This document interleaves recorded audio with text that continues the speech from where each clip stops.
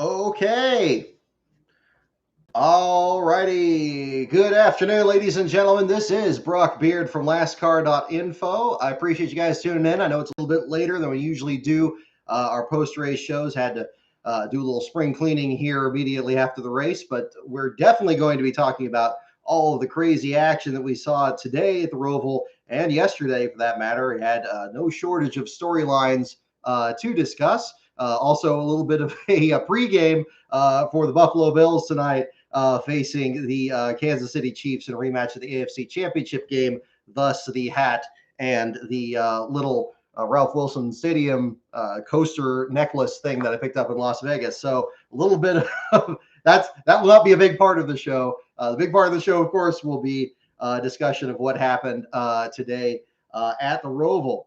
I brought this shirt out trying to jinx Last Bro because he picked Kyle Larson to win and I picked Chase Elliott. So you can probably imagine how loud it was in here just about an hour or so ago. It was definitely a feather in his cap on that one too. But Kyle Larson, yes, unofficially your race winner, pending post-race inspection. We should be clearing up pretty soon here. I believe we're about 42 minutes or so after the checkered flag. But no shortage of things to certainly talk about, so we'll just jump right in. First and foremost, Ryan Newman, your last place finisher unofficially, pending the results again of post-race inspection. His second, and I believe the last four races dating back to the Bristol night race just a few weeks ago. Him having another incident in turn four, right rear tire went down, very hard hit to the outside wall. Team tried to clear the crash clock, couldn't. I thought they were going to be listed under the DVP again, like they were at Bristol, at least according to the NASCAR timing and scoring over the official broadcast radio. They indicated he was out due to an accident.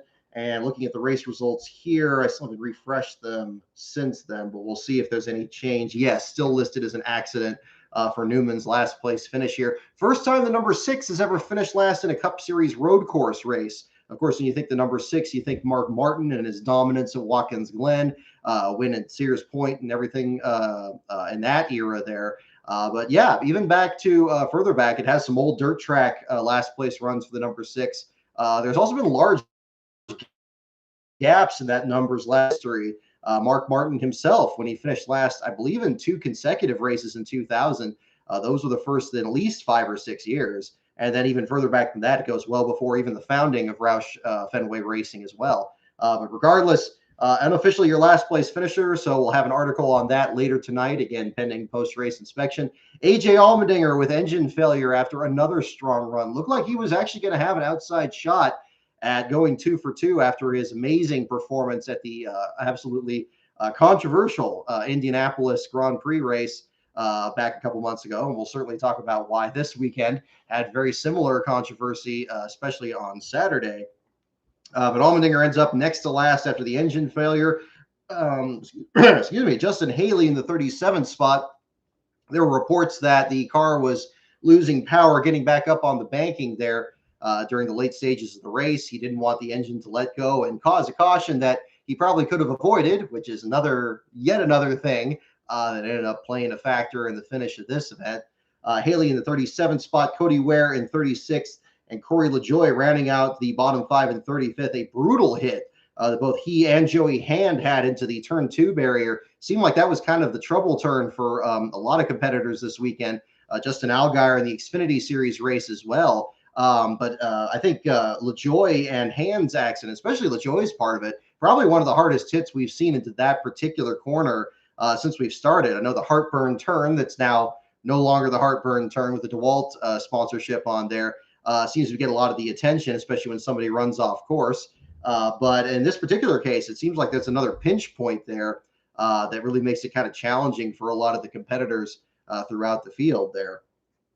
But Garrett Smithley ends up in the 34th spot. Had a mechanical issue that forced him behind the wall for more than 10 laps. He actually climbed up from nearly last place to out of the bottom 5. So a good hustle for the Rick Ware racing effort, which had some big news of their own this weekend with the upcoming partnership with Stewart Haas Racing going into next season and beyond. One of many other silly season stories that, of course, we'll also talk about today. Slow news week, am I right?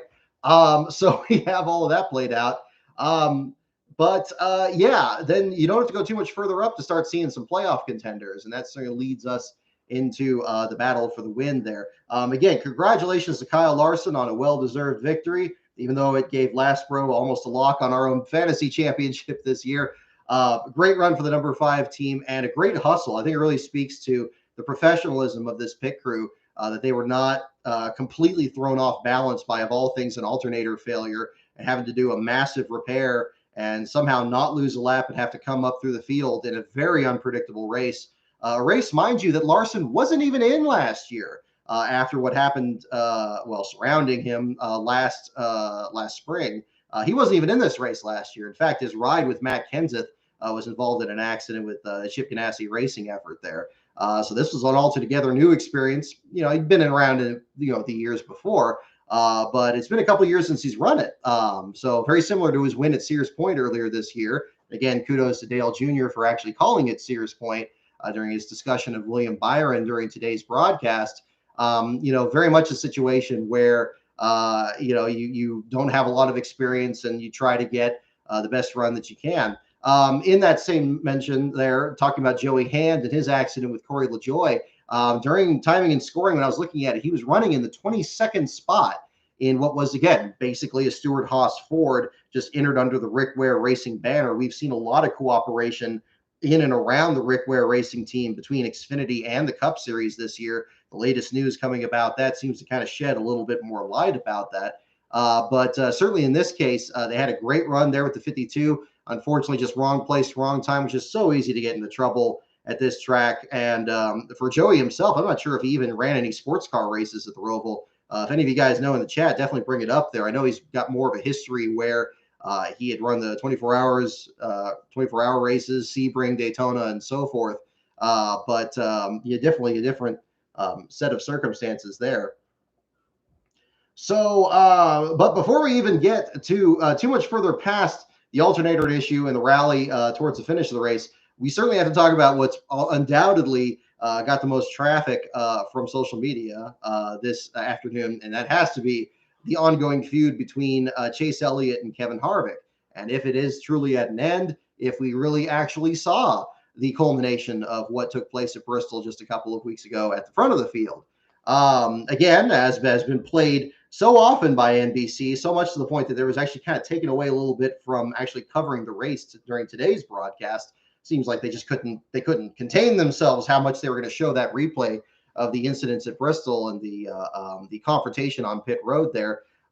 You have Chase Elliott really racking up the stage points. Kevin Harvick trying to get up there, not quite able to be as fast as Chase was during the race. Pit strategy shuffles out. So, of course, nowadays with the cautions landing where they are, if you're going for max stage points, you're probably not in altogether the best spot for actually winning the race, because you got people that short pit and they try different strategies from there to kind of throw other people off. And then, of course, at the Roval, it's even crazier because you have more cautions than those other races. It definitely seemed like Chase Elliott wasn't working from that script, finishing first, winning the first stage, finishing second to Kyle Busch in the second stage. But being right in the mix there. But after that, the third stage there ends up a little bit further back in the pack, and then suddenly it's shown he's exiting the infield portion of the track, comes back out with the entire rear clip of the car pretty much knocked right off of it, and ends up spinning across the track into Cole Custer. It was then revealed, of course, that Kevin Harvick had made contact with Chase. Now, some laps before that, when Chase, either it was when Chase came off pit road or when Harvick had, there was contact exiting turn 1 where Harvick got in the back of Chase. So you can actually see, pushed a bit of the bumper in a little bit and left a little black streak from the nose of the 4 car there on him there. Seemed to kind of forebode about what was ultimately going to happen. A lot of comparisons, of course, been made with the Matt Kenseth and Joey Logano situation at Martinsville in 2015, where Logano was running a very aggressive streak where he had already won his way into the playoffs and spun Matt Kenseth out of the race in Kansas. And then we come down to it, and Logano's still the favorite, and Kenseth's already eliminated after Talladega. It gets eliminated again from even this race after crash damage and a Keselowski incident on the backstretch. Comes back out there and basically just takes the 22 out. And then in this situation here, we have a bit of a dust up here. to start off the round of 12. As you get to the round of H, as Rick Allen would call it. I probably should have called the stream that, actually, in hindsight. But we get down to it. And Kevin Harvick finds a way to get up to Chase Elliott with the pit strategies working out. Exiting the infield portion, getting back on the track. Harvick gets to the back of Chase Elliott and spins the 9 out. 9 backs into the wall. It seemed like Chase Elliott at this point, it was trying to get a swipe at Harvick coming across the track there. I don't think he lost control. I don't know if anything more was revealed in the post-race interviews there. But the 9 came straight across the 41 and ended up taking him out down to the apron, very nearly collecting Harvick in the process.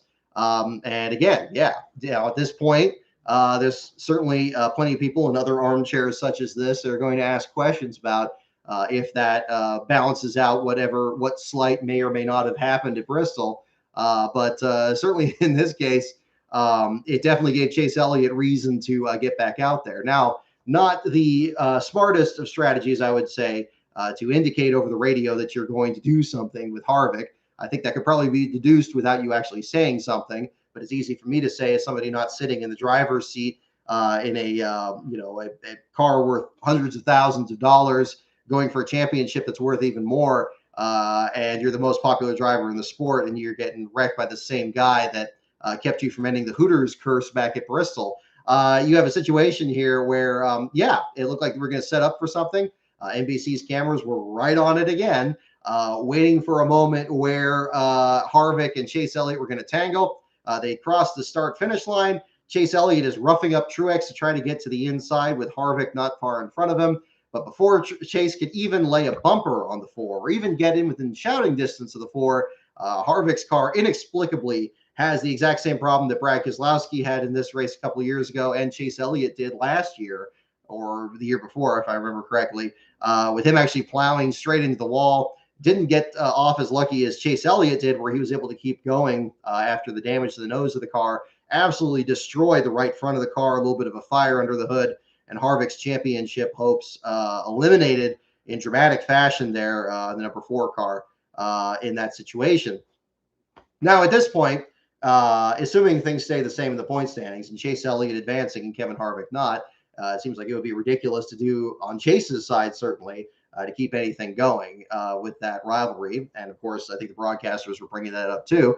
Now, at the same time, I think that, certainly the fans were engaged in this entire stretch of races here, especially when back at Las Vegas, when we were doing the trackside coverage there, it seemed like neither of them were really in the same frame or really being a factor to ruining one another's day. The Hendrick teams were having the wrong issues with pit strategy. Kevin Harvick got bounced off of Matt DiBenedetto, caused some right front damage to his car, and neither of them were ultimately a factor in taking one or the other out. They didn't get to Talladega last week with the race being rain shortened, and again, Harvick and Chase Elliott trying to get up there to the front, but neither seeming to apparently take each other out. But then here in the Roval, when it's all on the line, of course, we see this all happen here. Now, I will say this. From Harvick's onboard camera, I wasn't entirely convinced that there was a real obvious stab of the throttle where he was, just gunning it to take the 9 out. Now, that, of course, was the net effect of it. And, of course, that took out Chase Elliott. I certainly don't think he was doing anything to avoid contact with the 9 one way or the other. If you're going to say, okay, well, maybe he just pushed at the wrong time, this or that. I wasn't as convinced from the onboard camera that there was something malicious there. But there was that incident coming off of pit road, which was just a few laps earlier. And yes, he clearly had him in the crosshairs and there was something else going on.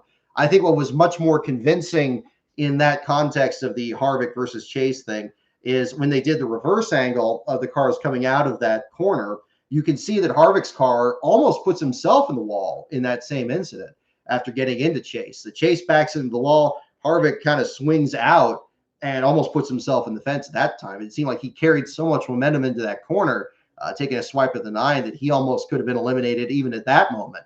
And, who knows what would have happened at that point. Of course, Chase was able to keep going in this particular instance, but there's all that. But no doubt, much like I think the headlines have been relatively easy to write for these last few races, at least among the leaders here.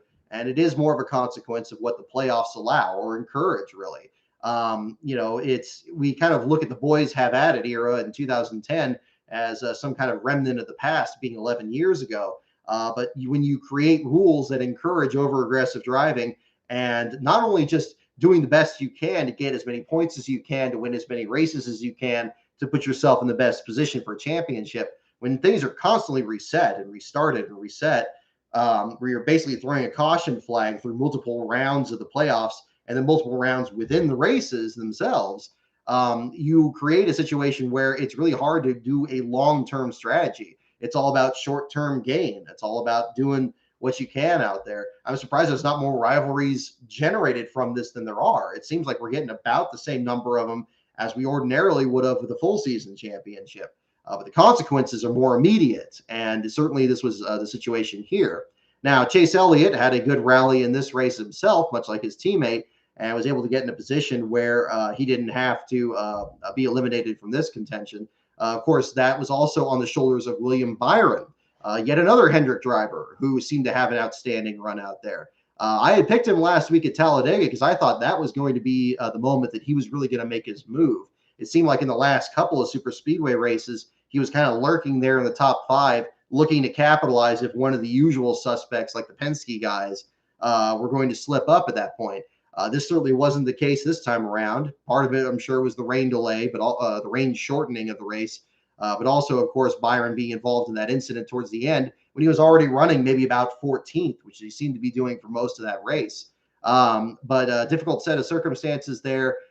Couldn't bounce back. Tried to get back into this. It's frustrating for Byron and for Bowman by that extension as well. The Hendrick Motorsports duo there being eliminated from this while the other 2 teammates advance to the next round, again, pending post-race inspection. But certainly a situation where, really, again, from the very start of the playoffs here at Darlington, we saw this right from the start. We saw Bowman and Byron get in the same incident at the very start of the race, and they had to kind of dig out of that hole. And they were ultimately able to kind of scuttle their way back in there through Bristol and just get in. And then they were been back in that situation again in Las Vegas, where all the Hendrick guys had bad pit strategy. We have Talladega, where both Bowman and Byron were in some of the very few accidents we actually had in that race, but knocked them out of contention completely. And then we're back in that hole again, where they had to win this, and they just couldn't do it. So it's unfortunate for the both of them. But I think we faced a situation in this where it just wasn't meant to be. And it's too bad. But both of them will be back. At least, I'm not sure what their contract status is at this point. I could have sworn one of them was re-upped at this point. But, we'll see what happens with both of them. I think, sometimes you got to lose one or two to kind of be able to win one. Certainly Alex Bowman knows about that, given the fact that, in his career, he had to cut his teeth driving for Tommy Baldwin's team and BK Racing and these other organizations. Tough situation, but we'll see how that shakes out. Chris Buescher, I was so impressed with him in this. I think I pointed out at one point, this is his best run I've seen out of him since Homestead. Obviously, he had that good race at Daytona in August, but then he was disqualified for a technical infraction there. He had a good run in that one, certainly, as well. Was going to get a runner-up finish in that. But here on a road course where I don't really envision Buescher being a contender. I think he won Mid-Ohio back in the Xfinity Series years ago. So maybe it shouldn't be as much of a surprise. But I thought he did a very solid job in this one. Even when we had basically a top 3 battle, he kind of wedged his way in there as a top 4 guy going for it. Tyler Reddick, much in the same blush there. Didn't really expect him to do anything on a road course. I think of him much like a Buescher, is more of a downforce track kind of guy. Of course, his runs at Homestead have been impressive, including just this year, ripping that high lane and trying to get back up there. He's been trying to translate that into some good runs at Darlington as well, where he ran the Marty Robbins car earlier this year too, and seemed to do decent in that one. But yeah, still falling short of it here. Reddick still searching for his first victory. Buescher and other competitors working their way into the mix. Denny Hamlin kind of in the same situation, not quite the same situation as Indianapolis, where he was actually spun out of the lead, but passed in the very late stages, dropping him back in the order to 5th. Of course, is the race winner before at Las Vegas. He, of course, advances to the next round, so no issues on that. Matt DiBenedetto in 6th place. kind of returning to the mojo that he had back at Road America earlier this year. Good run out of him. Joey Logano, Christopher Bell in the 8th spot. Had some damage, suffered very early in the race after he ran off course. Looked to be going back to the way he was at the Daytona infield road course way back in February. I was discussing this a little bit earlier, wondering if what happened back in February was a fluke, or if he really happens to have kind of these infield road courses figured out pretty well, either from his time in the Xfinity series or whatever. But great run for him there. Incidentally, even ahead of Ryan Blaney, a past winner here. Bowman in the 10th spot, Byron back in the 11th spot. Chase Elliott with his damaged car in 12th. Daniel Suarez looked very good in this. Seemed to have a top 5 car at points. Ends up back in 13th there. Again, I think back to talking to him after the Las Vegas race, how frustrated he was about his team not being able to perform in the clutch. But then actually trying to step it up here at a track where perhaps he wasn't really expected to perform. Perhaps helped by the Richard Childress team itself doing as well as they did with Tyler Reddick in this race. Thought it was very interesting from the radio transmissions that they were looking to kind of help Ross Chastain towards the end. Of course, it's old news at this point. The Trackhouse has acquired the Ganassi team, but some cooperation now between the 42 and the 1 and the 99 team there. Not sure exactly how that played out because the caution came out so much later. This was during the competition caution back on lap 10. But Suarez 13th, just ahead of Bubba Wallace 14th. Solid run for him. Bubba not known especially for being very good at the road courses. Came back from a rally himself at Sears Point with a flat left rear tire and bounced back from that. Seemed to keep his nose pretty clean in this one and finished ahead of some other guys. Michael McDowell seemed like he was going to get a top 10 run there, was up there in one of the stages, finishes in the 16th spot ahead of Eric Jones. Cole Custer, Ryan Preece had bounced the car off the wall ever so slightly, but still finishes in 19th ahead of Brad Keselowski. Looking further back, Eric Almirola had all kinds of problems in the opening stages there, got spun out of the backstretch chicane briefly in last place. Joey Hand, despite the incident with Corey LaJoie, I'm seeing him in the 27th spot on here with Josh Bilicki behind him in 28th, both of them ahead of Martin Truex Jr. So very interesting how that shook out. Scott Heckert, I'm seeing on here, the last driver on the lead lap in the 31st spot there after 109 laps complete. Timmy Hill was among a few drivers at the back of the field that were getting lapped before one of the cautions came out. Ends up the only driver 1 lap down. Kevin Harvick ends up 33rd after that wreck in the presence of Chase Elliott, but not quite. Garrett Smith, Lee LaJoie, and then that enters the bottom 5, and you go down to Newman in the last place position there. Goodness, Beast of Metal, thank you for the super chat here. Happy must have mistaken this for throwback weekend because he threw it back to 2002 and threw away all credibility he has ever had. I'm just reading this, folks.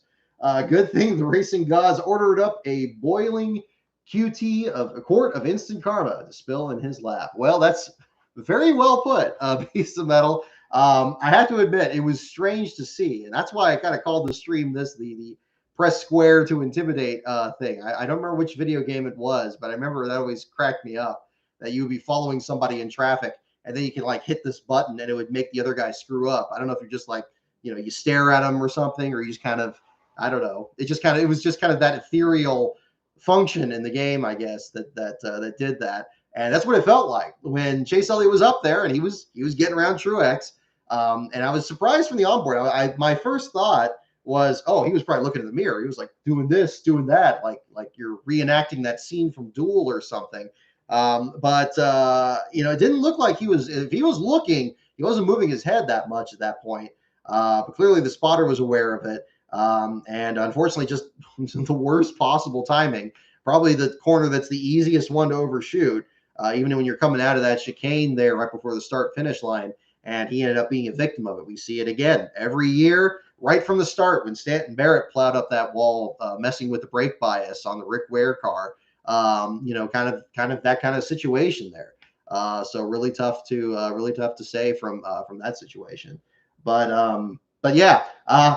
If this feud keeps going, Texas is an interesting place to have it. I think Texas isn't really the best place for it to play out. Harvick, of course, in this race last year when they had the heavy mist that pushed the race to the middle of the week, Ended up bouncing off the wall at the beginning. Car was never the same afterwards and dropped back.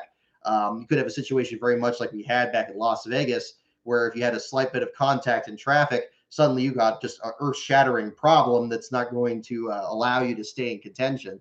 It could very well play out very similar at Texas. Kansas and Martinsville, that's a bit more of an up in the air. Kansas has really turned into one of the most interesting playoff races. I know some people would raise an eyebrow wondering why they're still in the playoffs. They've had some really interesting races, some really competitive races, and at times, some very high stakes situations play out there where maybe drivers think that, much like Las Vegas a few weeks ago, this is a 1.5 mile track. A lot of championship caliber drivers are good there. Maybe this is an easier way that we can lock ourselves in and not have to worry about Martinsville. The stakes are very high, and that usually plays out. This is also where we saw Matt Kenseth have one too many crewmen over the wall during repairs, and that ultimately knocking him out of the championship. Have had some rather spectacular accidents, unfortunately. Fortunately, in those cases, not too serious of injuries. You have to go back to Sterling Marlin's accident in 2002 that cost his championship under the old point system. But in recent years, the racing there has been very aggressive. One I haven't thought too far about actually covering maybe one of these days.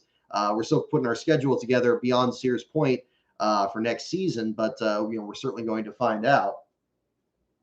But yeah, Harvick getting into the wall was certainly very very unexpected. But great run by Byron. I think it's unfortunate for him. I know he had that incident there getting in the corner. I think he was just getting the most he possibly could out of that car. And again, he's no slouch of the road courses. I guess if he had that great run, pole run at Sears Point before, trying to get up there, but tricky situation there. Of course, the other aspect we have to talk about with the Chase Elliott situation has to be that the rear bumper cover coming off of Chase's car. I think, again, when it's like one or two things that, even if it's just like isolated incidents that you can look at and say, oh, well, he kind of benefited from this, but was it actually taken differently than what would have ordinarily happened? There's a lot of issues with that. I myself have been very vocal, and I still stand by it, about what happened last fall during Chase's championship rally, especially the rescinded yellow line penalty at Talladega, and then this reestablishing pit position thing that happened during the Martinsville race, which apparently was a rule that already existed. It's amazing to me that Jackman knew that, because it never gets discussed in these broadcasts. Incidentally, earlier today, I thought it was on Smithley's crew, but apparently it was on Almirola's. His crew actually had the same issue where the gas man came off the wall too soon and went back and reestablished his position. And there was a discussion about them actually trying to get the penalty rescinded. Basically, it sounded like that there wasn't enough time, which is unusual at the Roval, because, of course, the lap times under caution take forever. Just look at the end of stage one if you doubt that. They were trying to challenge it, and it sounded like they just ran out of time because he was still at the back of the field and had to kind of work his way back up there. So that rule has come back into play again, but it doesn't sound like it really worked out for the 10 the way it worked out for the 9. This rear bumper cover that's coming off, and the broadcast is showing it and showing it and showing it. It's like, okay, it's coming off this way and it's coming off that way. There's little pieces coming off of it. And, now it's kind of going up and down instead of side to side, and you're going to focus on it that much. No black flag. I wasn't listening to NASCAR officials at the time, so I don't know what NASCAR officials were talking about. I'm sure they noticed it, but what they were going to do or not do at that point, clearly, once it came off, now it's a caution. The officiating, as per usual, remains as transparent as a brick wall these days, and about as subtle. And we have a situation here where, I don't know. I've almost given up on hoping it's going to change, but it is what it is. I know that you could have a ruling work out favorably one time and have it work out unfavorably another time. I do think that this is very different from some of the allegations of last week with Bubba Wallace's victory at Talladega and the concept of gifting a win or anything like that. I really don't buy into that stuff, not just in that particular case, but I mean, this is, of course, the same stuff that came up under Dale Earnhardt Jr.'s win under the night race at Daytona and these other races in the past there. Sometimes a race just plays out that way. And again, think about it this way. You can have a car that is, they just kind of ignore it in inspection, or they let the stuff get through. The driver's still got to get it up there and keep it up there. And anything can happen in a race. You could have a completely cheated up car that maybe ends up on my website because they get a wreck or a last place finish there or something like that. I think back to Chase Elliott's team, in fact, I mentioned this a lot, but it's always relevant in this case. Back at Phoenix, when he backed into the wall, and back when Phoenix was the penultimate race, not the last race for the championship, there were armed guards watching around that car. There was something in that car that they did not want anybody to see. So, whatever it was, or if they just wanted people not to pick up debris or anything like that. So again, if it's again, you still got to run the race. You got to, follow the other rules. You got to get to the distance there.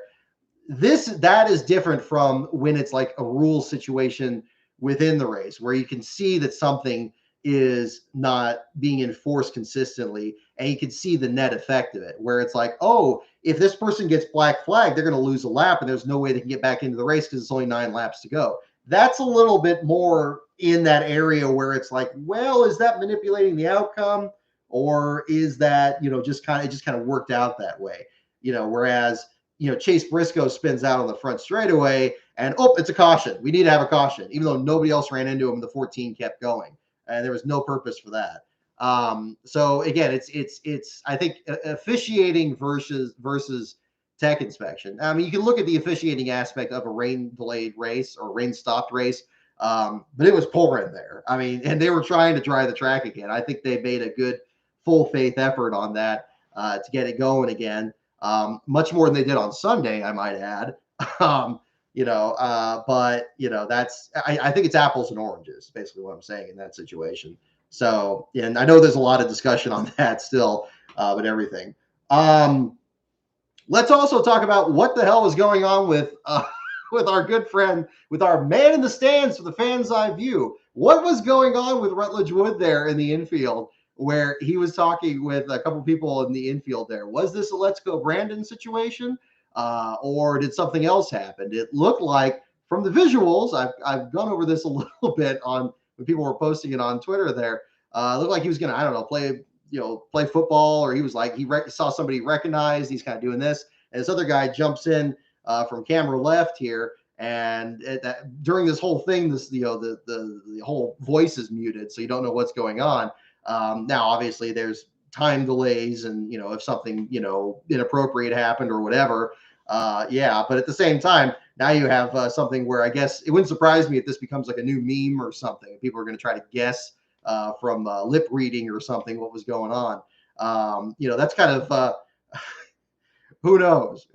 Again, this was kind of an interesting race in that sense, because I feel like after what happened back at Talladega, I'm going to tread a little lightly on this. Whatever side of the spectrum you're on from one to the other, there's Bubba Wallace's victory on the one side, and then there's a Let's Go Brandon thing on the other side, and both kind of have their thing that they can point to, and what's going to happen from there. And probably the Roval is probably the first example we're seeing of that there. So I don't know where that's going. By the way, kudos to the Larry's Lemonade folks there for the video they did where he's like dreaming about it, and in his mind it's Let's Go Brandon as the cheer. I mean, that was having fun with it. It doesn't surprise me that Brandon Brown, in the middle of all this, I didn't really talk about this too much on last week's show, but because I was curious how he was going to handle that, because clearly they weren't cheering Let's Go Brandon in the stands, but I feel that he's handled it with wonderful aplomb, and making sure that it's not a lot of people were watching him, and I hope a lot of people were watching this race yesterday where he's crossing the finish line backwards with his new sponsor and everything like that too. So again, as long as he's still in that equation, getting talked about and everything, that's still a positive there. So we'll see how that goes. We'll get into trivia here in a little bit too. But yeah, Frank F. If I'm being a little vague here on this, yeah, the thing with Rutledge Wood, that was a situation where he was doing his infield thing. He was talking with some other guy, and all of a sudden the sound just dropped out. And while the sound dropped out, there's like some other guy hopping in front of him. You don't know who's saying what, but Rutledge looks a little flustered and kind of gives a thumbs up or whatever, and then just leaves. And even the announcers were like, "What the hell was that?" It's all over Twitter now, so I'm sure you could see the clip if you haven't seen it already. But that was kind of a big bit of craziness there too. Let's see. Was it Thunder 04 that had the square button Beast of Metal? I wasn't sure. Thank you for mentioning it. It didn't. Oh, no, 2004 didn't have. It was 2005. I don't remember. Yeah, it was video games and me like they're oil and water. So I have no absolute clue for sure. Let's see. Let me get on here. Yeah, the Rutledge thing was just kind of strange. What else do I have in my notes here? Doot, doot, doot, doot, doot. Not that note. All right.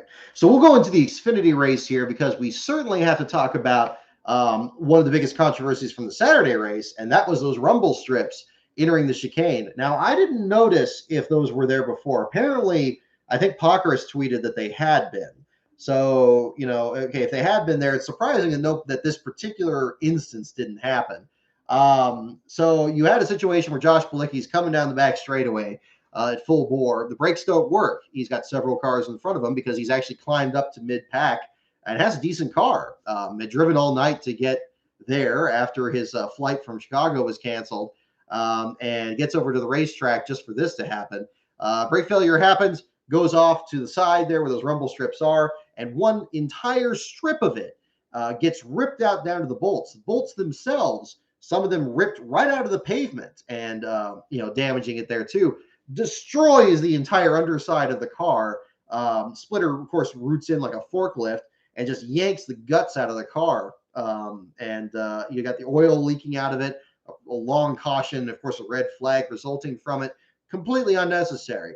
And, if we're going to make a big fuss about grass on the racetracks and the splitters and everything, and if we have to have the splitters, which I'm still not convinced that we do, because, talk about things that Cale Yarborough never said. Oh, gosh, I hope I don't get in this wreck because it'll mess up my splitter. Like, no. We can just have valences and just be fine. But, of course, we can't have that. And guess what next year? There's going to be like a 3-piece rear diffuser underneath the car where it's molded into the splitter. And, they're going to have to figure out this rumble strip issue pretty quick, because if they don't, and people run into that, you're going to have just catastrophic damage to the undersides of these cars. And they're only going to run what? They're only going to have 7 cars a year to do. They can't afford to tear up cars to that extent.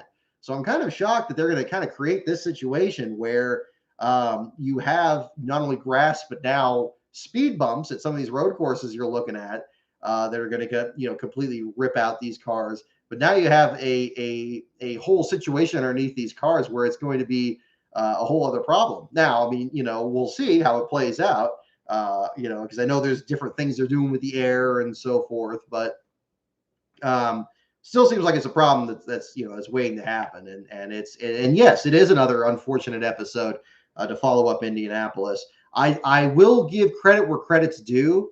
I think in this particular case, during the NBC broadcast, they weren't remarking on it as goofy as they did back at Indianapolis. That was something I kind of took more exception to, because back during Indianapolis, they were kind of saying, oh, well, whose ride through the bumps did you like? Oh, I liked this one where the guy crashed and the car went like 8 feet off the ground or whatever, and all this other stuff before you even know that people are okay. And in this particular instance, it was one car. You can still have a serious accident with one car, of course. But I thought they responded to it a little bit more appropriately. They still remark. Of course, you're going to remark on it. It's a spectacular thing. Everybody had the same, you can probably hear it in the stands of just like reacting just how shocking it was when Bilicki's car caught air after hitting that and ripping out that entire row of the rumble strips there. But yeah, I felt that there was some progress from that. So again, credit where credit's due there. I think that was really the biggest issue I had back in Indianapolis, was that complacency, that, seeing these big flips and crazy stuff that happens and just being like, oh man, that was awesome. Now let's see what happens. Like, it's like, no, hang on. Let's like clear this up here. Make sure everybody's cool here first. and then we'll kind of go from there. So we saw this at Indy, we saw it in Las Vegas with Joey Gase accident, and luckily in this case, I feel like it was handled a little better. Maybe it was because Bilicki actually made it to pit road in this case, so they knew he was okay. But I don't know. There was some improvement on the broadcasting side, but certainly on the track side, it's something that needs to kind of be figured out. Obviously, we can't keep having this happen. And I guess we're going to have a next gen test really this week, and we're really going to find out what's going to happen with these cars. I mean, I'm hoping they don't tear up a bunch of them on this track. I think it's a very ridiculous track to start testing these cars on, but if obviously they did Daytona a while back, and the results of that seem pretty positive. But we're gonna, it wouldn't surprise me if one of these guys hits those bumps weird, and it disturbs one little thing that suddenly becomes a big problem because these cars are just designed so differently. That's going to be interesting. How they respond to crashes, I think, has been one of the biggest concerns with the next gen car. The whole thing with the crash dummies and stuff earlier this summer, I don't know what's going on with that. I don't have any technical knowledge to comment on that. So I'm hoping that, we'll find out more information as we go along.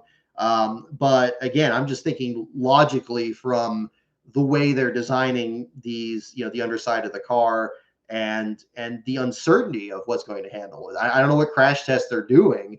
But again, this particular instance with splitters digging into grass and or speed bumps, that's kind of the thing I hope that NASCAR is looking into. I don't know if they will. I don't know if it's going to end up being a live test during this Roval test, but we'll find out in short order, I believe. So we'll see. But I certainly hope whatever happens, it's going to be cleared up and helpful going forward.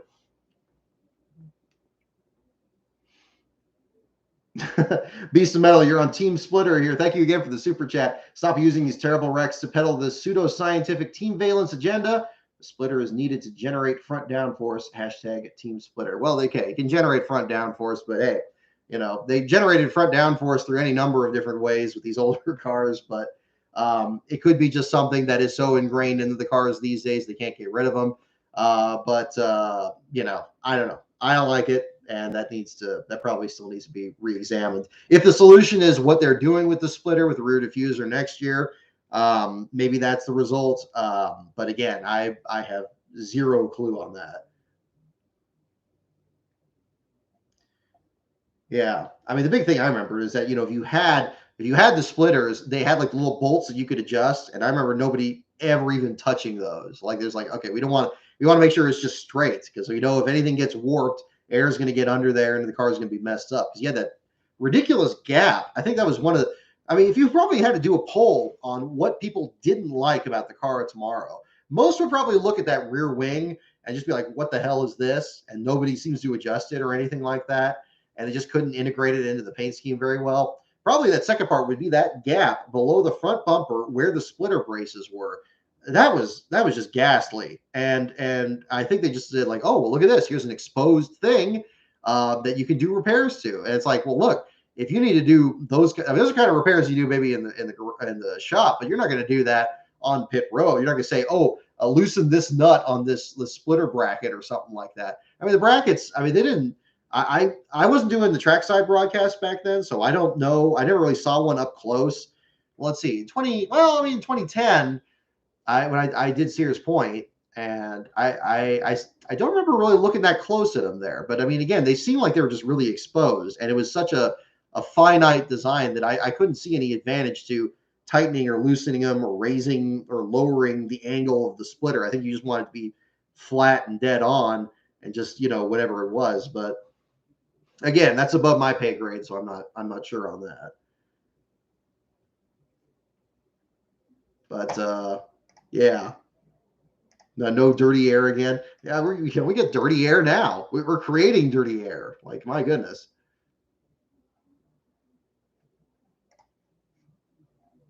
But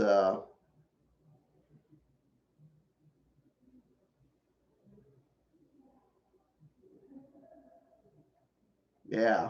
No, I get you, Beast Metal. I understand. So no, I appreciate you making that clear.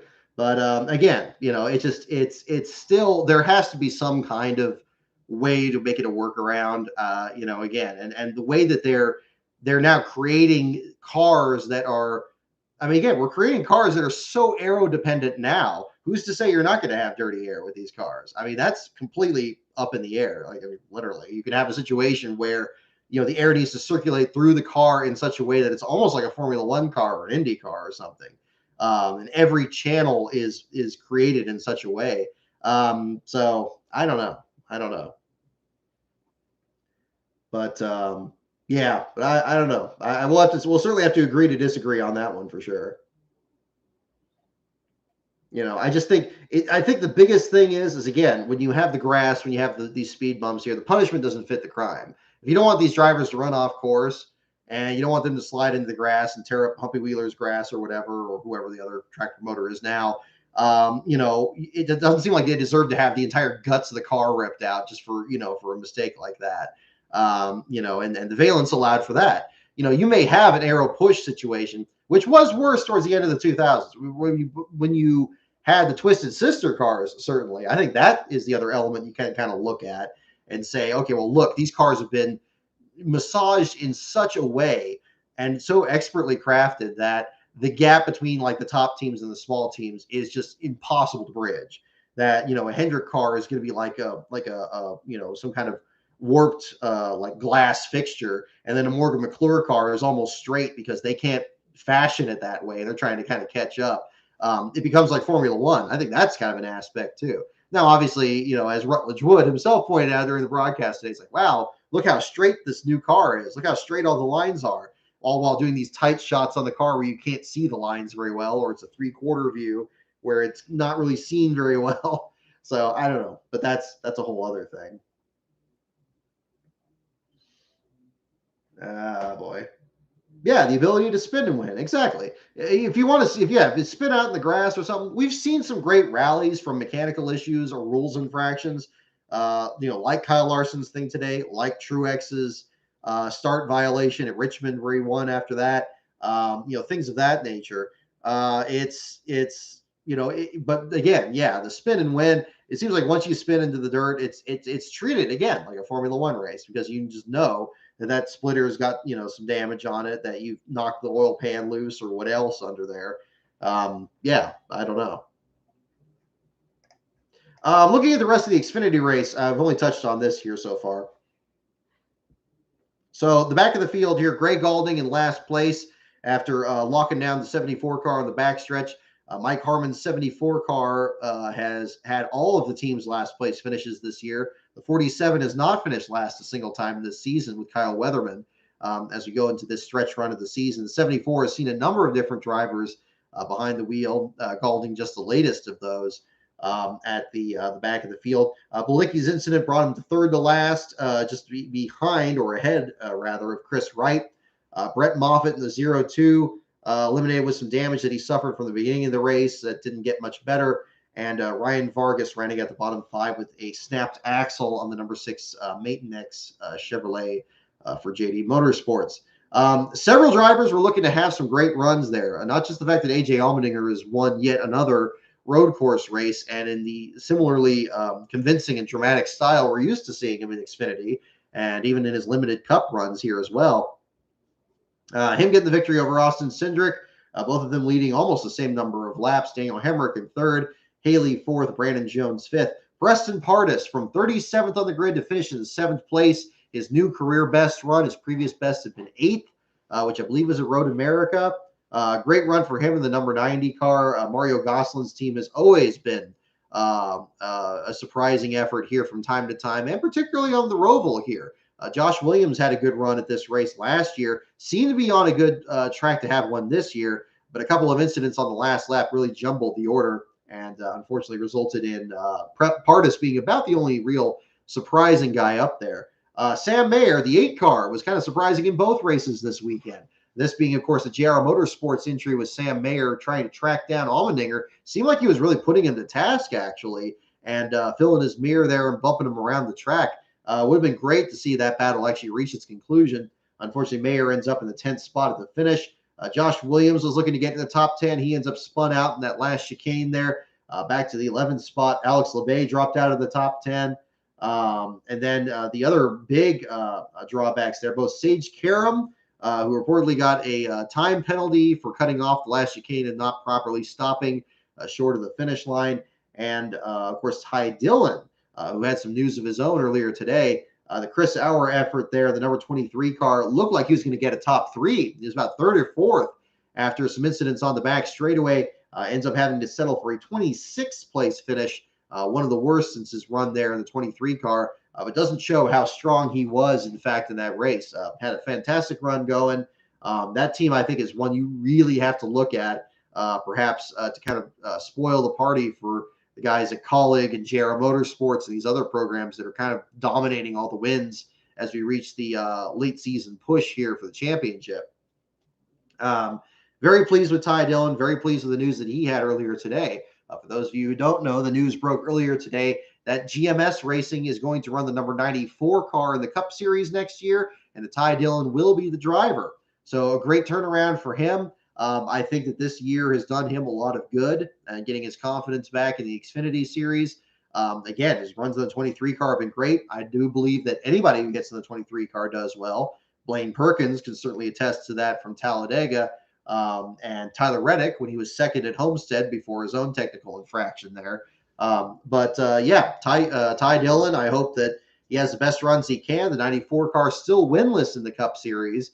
It hasn't been run in many years. So that would be interesting just seeing them back out there. And then, of course, the other news that came out this weekend about another team joining the effort, the Realm brothers, combining with Loris Hesmans and the NASCAR Whelen Euro Series champion, and another investor there getting the 27 car back out there. And guess who's coming back as well? That's right, our good buddy Jacques Villeneuve in the 27 car, running his old Formula One number there as well. I hope he runs Sears Point and the other, and maybe some of these other road courses.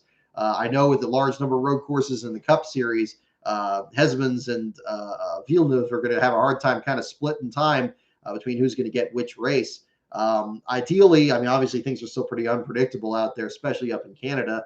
It'd be great if one day soon we get another chance to run at the Montreal road course and especially get a Cup Series date up there, because it'd be great to see that team tackle it. But Hesmans is an interesting one there. He's had some runs with, I believe it was with BJ McLeod and Mike Harmon's team, if I remember correctly, kind of working his way in there. Also with Carl Long's effort now, including this past weekend there in the 66 car, trying to get a good run. And of course, if they're looking to do, at least a partial season, they're going to, I'm sure, do at least some, oval efforts out there and get going that way.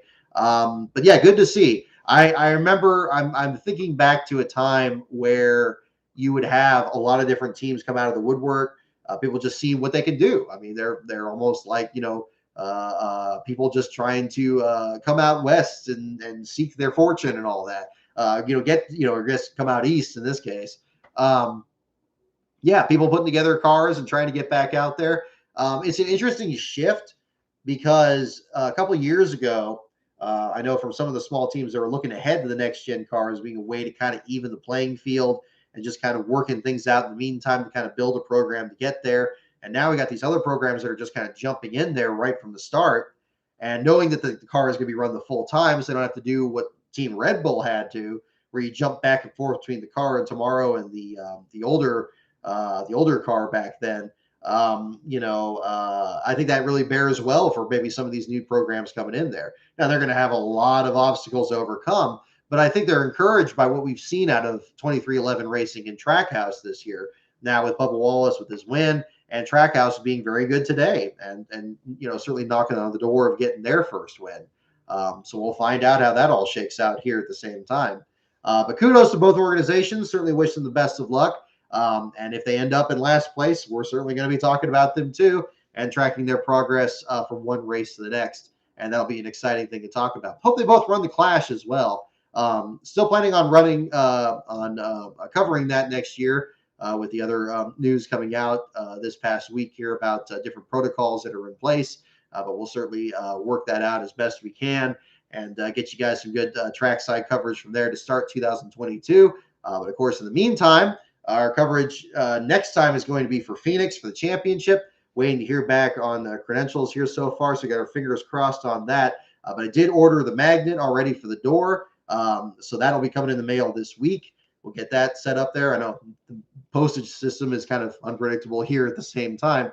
But we're getting that set up. If you're interested in joining any level of the Patreon, patreon.com/LastCarOnBrock. Also get you some Last Car swag there. In the meantime, if you want some bumper stickers or diecast or whatever else we got there, check out patreon.com/LastCarOnBrock for more details. Any names that get added between now and the end of that Phoenix race will have their name added onto the magnet and entered in a drawing to win the magnet once we return from that trip there as well to close out our 2021 coverage.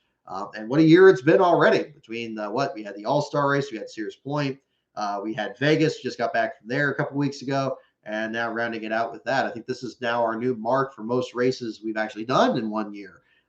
So that'll be certainly exciting to build up from there. A couple other bits of news here too. As I mentioned on not last week's show, I guess back on Monday night's show, I do have a video that's coming up this Saturday. That's coming up here, and it's going to be on Dan Weldon's final race at Las Vegas. Look ahead to that. Again, we'll have more details on that coming up. If you are in the Patreon at levels $5 and up, you will have advanced access to it before the video goes public. The video's current running length is about 48 minutes long, so this will be more of the long form content that you've seen on here as well. I also have another update that I also posted on the Patreon here yesterday. That again, and I guess I posted on Twitter as well. The next episode of Rise of the Field Fillers is also coming together. Got some good work done on that last night. This is episode 9, which will be covering Score Motorsports and Hermie Sadler. It's going to be a very interesting story. There's already some interesting details in it that I think is going to make it a very interesting video as well. And we'll get some more details on that. Do not have a release date set for that yet, but of course, more information on that will be forthcoming as well. Let's see here. Yes, going to the Coliseum. That's at least the plan, at least so far. So we're going to find out here. All clear inspection. Do we have that announcement already? I guess we can always cover that as well. Alrighty. I'm going to be checking this out here in the meantime. And we will pull this up here. Do we have inspection results already? Alrighty. Let's see. We have. Where is the announcement? Okay, here we go. 7 minutes ago, the report from Bob Pockris. Tech is complete. Larson is the winner. Kyle Busch had 2 loose or missing lug nuts, meaning crew chief Ben Deshore will be suspended for the next race and fined $20,000. Hamlin and Buescher cars had 1 loose or missing lug nut. So the results are confirmed. Larson is your race winner, and your last place finisher is still going to be Ryan Newman. So another Ryan Newman article coming here for you guys tonight. Let's see. First 94 car since Bill. Yeah, no, the 94 car, there's other teams that have had that as well. More information on that coming up in future videos as well. So stay tuned for some more information on that here. The man in the stands, the fan's eye view. There you go. Right on. All righty. Okay, so we're going to jump into our trivia section here. I know the Bills game is going to start here in a little bit as well, if it hasn't already, so I'll jump into that. I don't, luckily, finishing last in a football game does not require necessarily watching the opening seconds as it does in NASCAR, so I'm more flexible with that. We'll do some trivia here and get some more questions for you. If you guys have any other questions about anything I haven't covered here or anything else you're curious about or whatever, I'm certainly open to that as well. Go ahead and mention it in the chat here, and we'll do a couple questions. Really like the pink window nets. I think that was pretty good on the cars this weekend. I thought they looked really nice. I thought the problem with a lot of the pink paint schemes, and again, it's a great cause. Nothing, against raising awareness of breast cancer and everything. And so and Charlotte itself has really taken on this, for a number of years, really, as being, the big market to address it there. The problem with a lot of these pink paint schemes is they come out kind of washed out. And I think the fact that they're using vinyl wraps has kind of not helped that versus painted cars. I think some of the painting on the walls look pretty nice. But the window nets is a nice choice. I thought it was interesting. It was just on the outside. It's like a donut, so you had like just the frosting on top kind of thing, and it was black on the inside. I wonder if it was too distracting for the drivers or something. So I thought that was kind of an interesting choice. But I thought it looked pretty good. I thought a lot of the paint, even a paint scheme that didn't have pink in it, like it would look pretty good. You know, like Kurt Busch's car was black and green. It still looked nice because it was like another neon color. And I posted the pictures of Richard Petty's old cars where he had blue or red window nets. Maybe this will be something that gets explored next year. And hey, I'm all for it. I'm big on the aesthetics of the sport. That's what drew me in there to begin with. So that's another aspect for that too. Gianni Carlino, any predictions as to who you think will be Rick Ware's drivers for next year with the downsize? A tough call. The combination with Stewart Haas Racing is opens some possibilities. I think it depends a lot on if Stewart Haas is going to bring anybody else in new or if the contracts are still going on. Custer has had a really difficult year this year, but I don't see them giving up on him entirely given how good he was in the Xfinity series. Is he going to get scuttled over to a Rick Ware car, maybe opening the door for somebody else?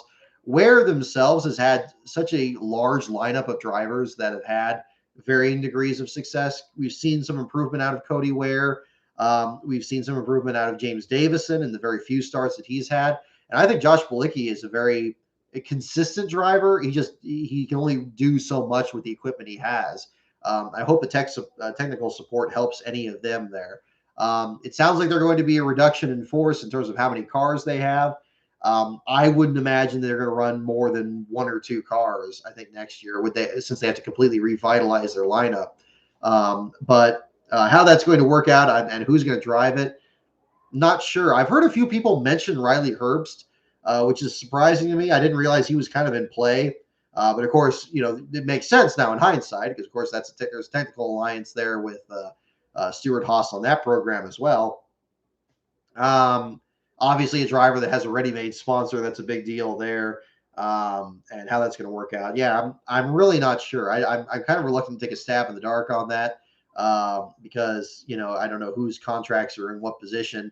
And things seems to be flipping around so quickly these days. I don't know where it's going to end up.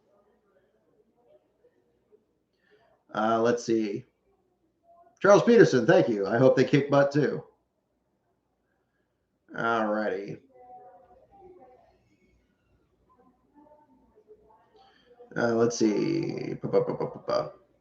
Yeah, I like that the 94 is coming back. I think that's pretty cool too. If I'm Rick Ware, get Moffitt. There's a good choice. There's a good choice. I mean, who's going to be available? And yeah, I guess you got to really look at outside the Cup Series proper. If it's Riley Herbst, and you got guaranteed sponsorship. If you got something like Brett Moffitt, which doesn't necessarily have sponsorship, but is really championship caliber in the Truck Series. He's had kind of an off year this year in the Xfinity Series. I'm not going to lie. He's been a bit off in the 0-2 this year versus last year, which is why I keep making a big point about the Our Motorsports 23 team.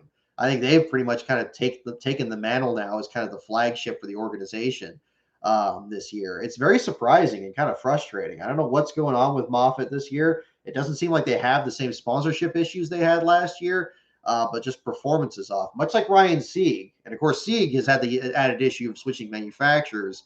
And so that's been a big obstacle to overcome on its own. But that's kind of the situation you're looking at there too. So yeah, who knows? When did Newman first finish last? 2001 Coca-Cola 600 when he won the pole. I believe that's correct. He finished last in that one in the 0-2 car. Let me get my stats to make sure that's correct. 0-2, a very rare. Okay. No, I was about to say very rare last place number, maybe not. Yeah, May 27, 2001. He was a pole winner for the 600, was leading. He crashed out of the lead and finished in last place in that one. So there was that one too. So yeah, Newman with 13 last place finishes now with the call on technical inspection here. 13 last place finishes for Newman, only 3 since he's taken over the 6th car at Roush Fenway Racing as that team and Newman himself faces kind of a different set of challenges there with Keselowski coming on to drive the 6th. Maybe is Newman an option at Rick Ware? I don't know. I'm not sure if he'd take that on or whatever, but I think we're going to see some interesting free agents coming up here, and people are kind of kind of that game of musical chairs is already happening, and people wanting to know that they have some place to sit, but who knows? Alrighty. Matt Parsons, you're gonna be in Texas. There we go. Right on. Hope you have a good time. They got good. They got good accommodations there. I hope it's not nearly as hot as it was when I was there. But yeah, if you get some good pictures or anything like that that you'd like to share of any last place action, definitely let me know. Alrighty. Okay, so we'll do some trivia questions here on the little trivia device. I saw one of you guys picked up one of these here recently, so kudos to you guys on that. I really do think this is a great thing to have in your bag when you're going out to the track and everything. So again, the categories are, and you guys go ahead and pick which one you want in the comments: NASCAR, pits, teams, tracks, drivers, and the wild card. Categories again, those are NASCAR, pits, teams, tracks, drivers, and the wild card. Those are your categories. Stephen Parsons had a gorgeous paint job this weekend. I just saw he's posted a tweet there about his top 20 before he had issues there in the race. That SoCal Digital paint job. Again, I love a paint scheme that uses white as the primary color, but doesn't make it look unsponsored. It's a very difficult thing to do, and not a lot of paint schemes do it well. You can pretty much say the same thing about some really good paint jobs that use black as the primary color, but it's so much harder to do that too, because then sometimes it looks like either the car's damaged or you can't. Well, I mean, you can see the logo a lot better on a black painted car, but I think, of course, you got comparisons to Earnhardt, and it's very hard to top that one. But yeah, ones that use or I guess the absence of color, white as the primary, is impressive. I also like it when they use kind of that cream color that one that Ty Dillon had a while back. That'd be one too.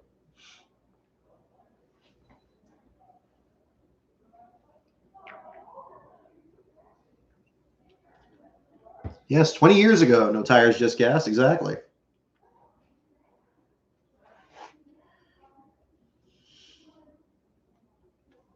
Alrighty. I didn't really bring something for show and tell here this time around, but we'll figure. I got to find something here for that. I got to shuffling through some stuff here. I hope to have something up here, but we'll pull something up here. Let's see. Teams, wild card, tracks. Yeah, Valvoline. Yeah, the Valvoline paint scheme was nice on Byron's. I think I might have even liked it better than the one that Larson had when he was running this. He had it what? He had it at Nashville, and I think he had it at Bristol. I mean, what was nice was the red doors. That looked really nice. That's what I like with the shirt too, is the sleeves. I think that looks pretty good. It almost looks like a baseball shirt to kind of go a little crossover with that. Oakland A's, our home team here, didn't quite make the cut, but good to see the Giants in the mix and won game one. Have they done game two yet? I'm not sure about that. Just turning the Sports Center on here, but yeah, we got that too. I was going to wear my Stephon Diggs jersey tonight, but I figured since Larson won the race, I'll go ahead and keep this on here. But it kind of fits the colors, actually. I mean, if anything, so I kind of went for that. They lost game two to the Dodgers. Oh, well, it's going to be okay. It'll be a good battle. It'll be a good battle. I'm seeing a good amount for wild card. I'm seeing at least 4 or 5 for that. So maybe we'll do wild card here. Yeah, no relation. There you go. I like it, Matt Parsons. Yeah, I am no relation to the Beard Motorsports entry that had the Brendan Gaughan team there. So that's definitely the case there too. Alrighty. Okay, folks. So here's the first question here. Under the wild card category, what month did Big Bill choose for the first Daytona Beach and road course race? What month did Big Bill choose for the first Daytona Beach and road course race?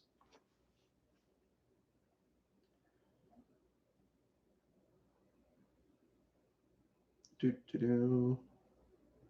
not for another hour? My goodness. I heard that it was like 4 o'clock, but that's crazy. This is why I don't follow. I don't know. I like more the NFL. I should just do Red Zone or something like that because I like the experience of watching the multiple things at once. I might look into that once the NASCAR season wraps up.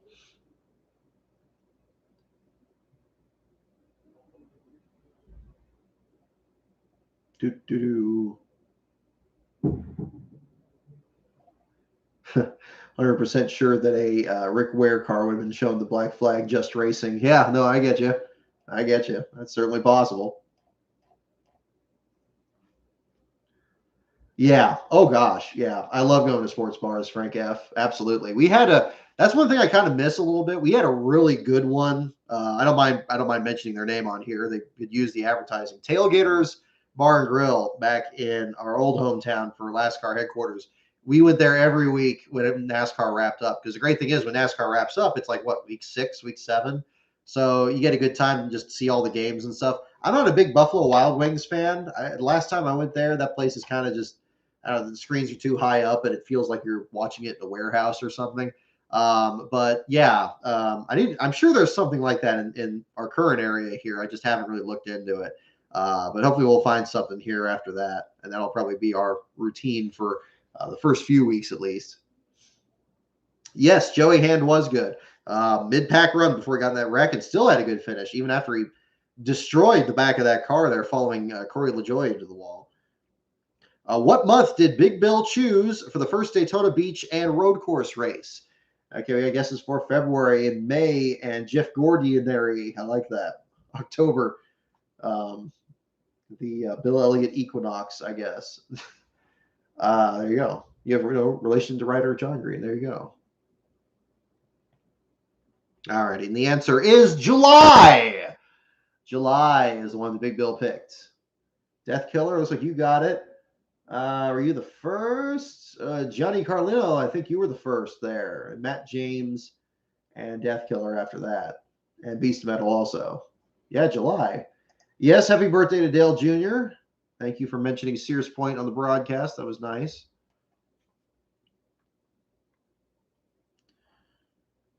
Alrighty, next question. What was the dominant car on the NASCAR Winston Cup?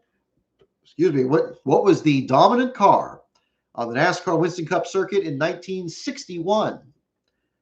What was the dominant car on the NASCAR Winston Cup circuit in 1961 is our question.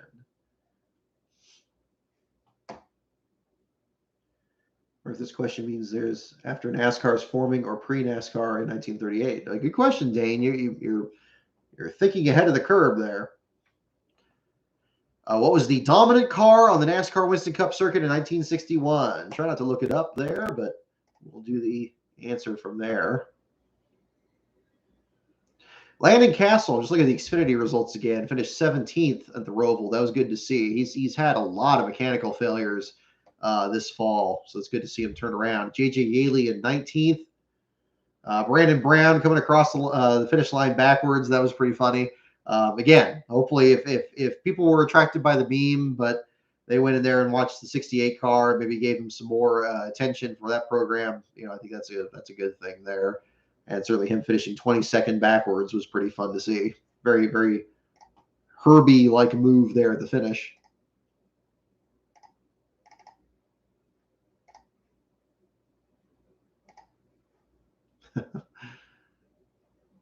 All right. Okay, I guess is for Plymouth, Pontiac Catalina, Chevy, Chevrolet, Landon Sandcastle. There you go.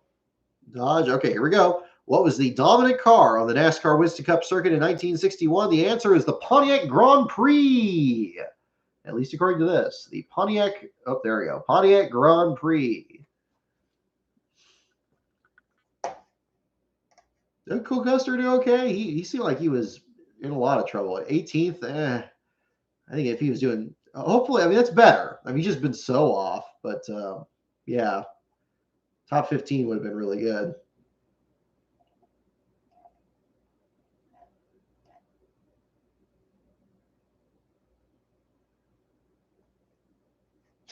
Alan Cavana's got his Bills gear on too. Right on. Alrighty. Yeah, Pontiac Grand Prix wasn't a model until 62. Good question. Yeah, it says 61. Let me get back to the question there. Yeah, dominant car on the Winston Cup circuit. Well, it wasn't even the Winston Cup in 61, of course. So you got that part too. Yes, there it is. It's a 61. There you go. You can see there. So yeah, somehow it didn't. Yeah, I think they might just been wrong on that. If you said, yeah, any Pontiac in general, they'll probably do it. It's not worded all that well. Okay. Here we go. Who was the first female to earn an expert rating as a dirt track motorcycler? Yeah, think about that one. Who was the first female to earn an expert rating as a dirt track motorcycler? The first Grand Prix is a Catalina trim package. Okay, maybe that's it.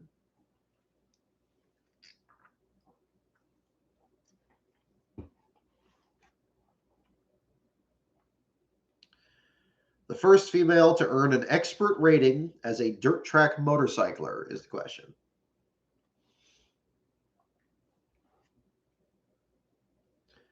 All right, we got Patty Moise, we got Ethel Flock Mobley, Janet Guthrie, Lynn St. James.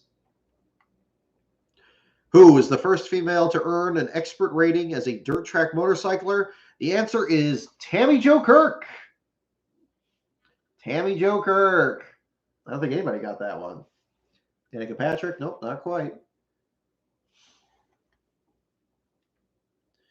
Tammy Jo Kirk. That's an unusual one.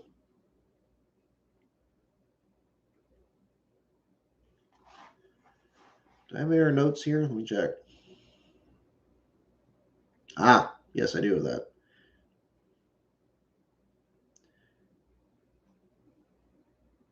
Let me mention this as well here. Those of you who've seen it there on the Twitter account here too, because I kind of just dropped it here back on Friday.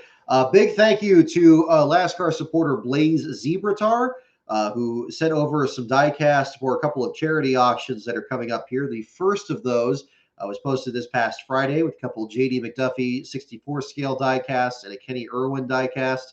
And I also threw in a couple stickers I had printed from Bruno Raphael's fantastic illustration of the number 70 Classic Trophies Pontiac there. All of that is on eBay. The link is in my Twitter feed there, pinned on there. It is a 1 week auction, ends this Friday.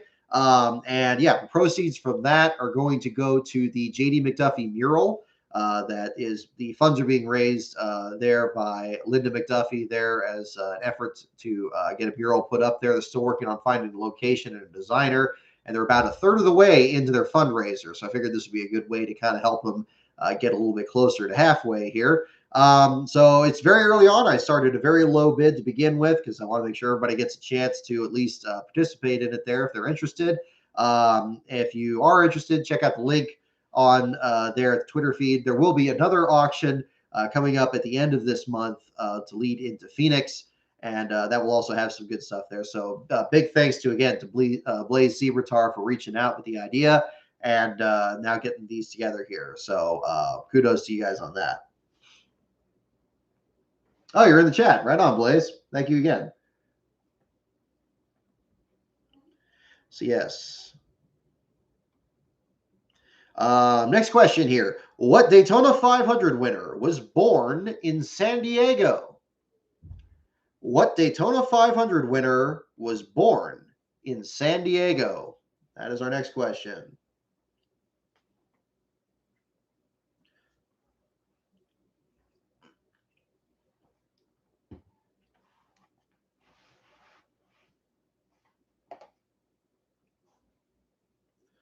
Okay, you got Malika Sundaramurthy. Tough call. That's a tough one, Beast of Metal. You know how to find them. All righty. What Daytona 500 winner was born in San Diego? All right, we got guesses for Gordon, Marvin Panch, we got Derek Cope, we got Fireball Roberts, we got Jimmy Johnson, Ernie Irvin. Got a good combination here. What Daytona 500 winner was born in San Diego? The answer is indeed Derek Cope. Derek Cope is indeed the answer. Another heads up on this. So again, my original plan with the Cope book was to get it released, self-publish it this year if a publisher didn't pick it up. We're still in negotiations with a couple publishers here to try to get it reeled in. And at the moment, I've also still been going over the manuscript with Derek and his wife, Alicia. We'll hope to have some more information on that, but I don't want to set a deadline too soon on that now. So that's probably going to get pushed back, just so you guys know. Hopefully not too much further, but we'll figure something out there down the line. I think this next round of edits is really going to help that book be pretty much ready for shelf ready at this point. We certainly got some great photography in there as well that I think will really tie it together. But we'll have some more information on that more formally coming up here the next few weeks or so, I would say. All right, Derek Cope, indeed the correct answer.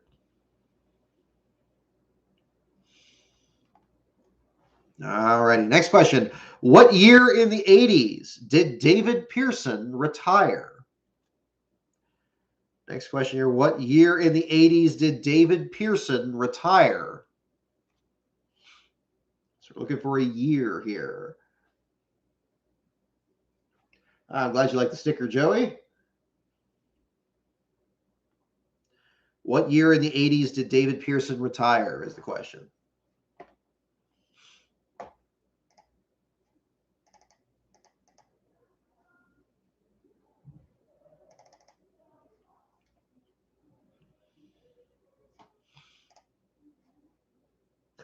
It's a picture of Timmy Hill with Daniel Craig there at on pit road. That's pretty cool. That definitely gets a retweet. Big thanks to Max Newworth among the others who were sharing pictures there from the action today.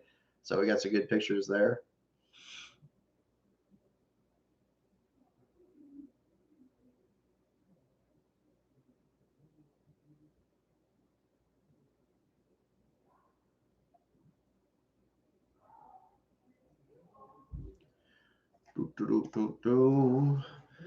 All right, we got guesses all over the decade here: 83, 88, 84, 87.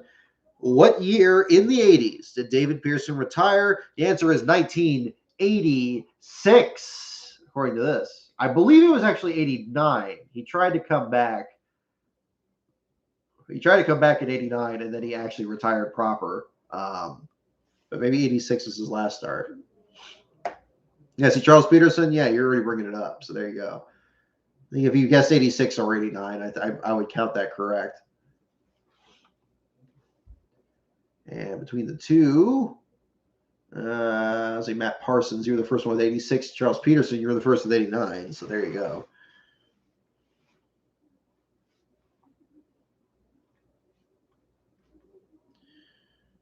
Let's see. I think we might have had this one before, but it's still a good question. Who was the shortest of the top 10 NASCAR Winston Cup drivers of 1997? Who is the shortest of the top 10 NASCAR Winston Cup drivers of 1997? Don't look it up. Try to guess there. Hey there, Jarkson. Welcome aboard. Got a couple more trivia questions here to wrap up the show here for tonight.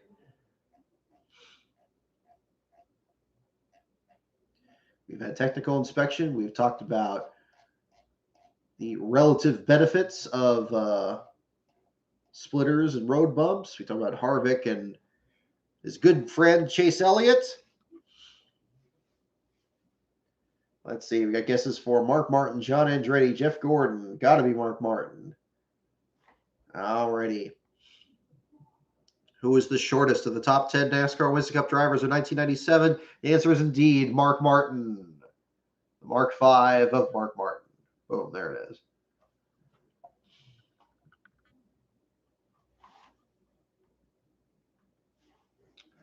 Let me check this too while I'm thinking about it.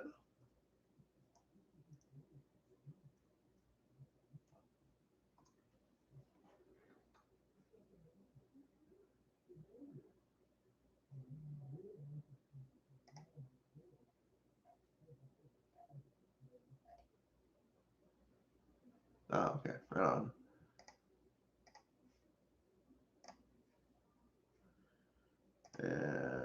No. Alrighty.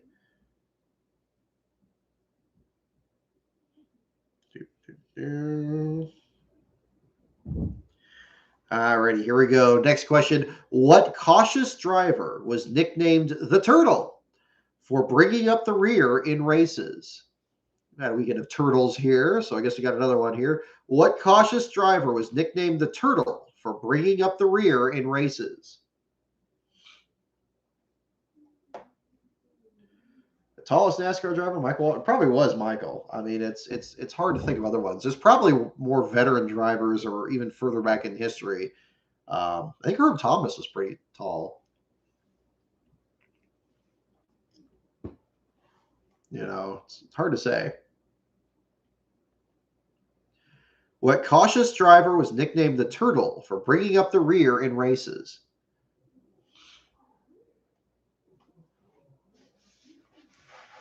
All right, we guess this for Herman Beam, Slap Shoes. I think you guys all got it. And you guys are absolutely correct. Herman the Turtle Beam was mentioned in the J.D. McDuffie book, and J.D. rankled at being compared to him. Herman Beam is the correct answer. So you guys are good. You guys are too good. Zachary Leffer, so you were the first one on that one.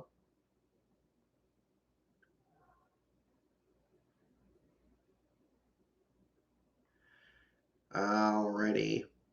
Okay, so here you go. One more question for tonight. We'll make this the last one here for now. Last question of the evening in the wild card category. Who accidentally triggered his car's fire extinguisher in his last NASCAR race? Who accidentally triggered his car's fire extinguisher in his last NASCAR race? Tiny Lund was 6'5"? Okay, there we go. We're not talking about Scott Norwood, Beast of Metal. We can talk about valences and splitters again if you want. Alrighty.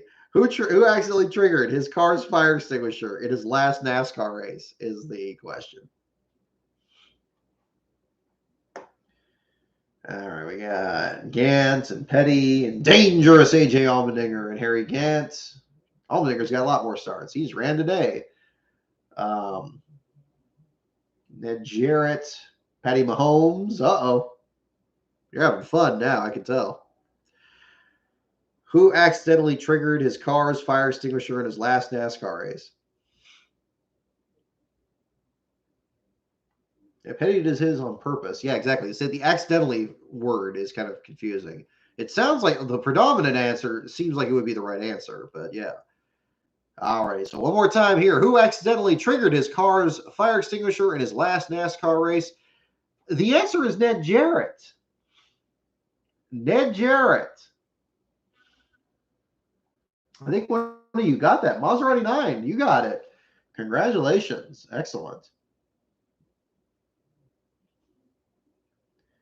Ned Jarrett is indeed the correct answer, Maserati 9. There you go. Right on. So yeah, it was not it was not Petty. I think the accidentally was a critical component. I never thought to ask him about that. I guess I didn't really know that at the time. I had that interview with Ned for the book.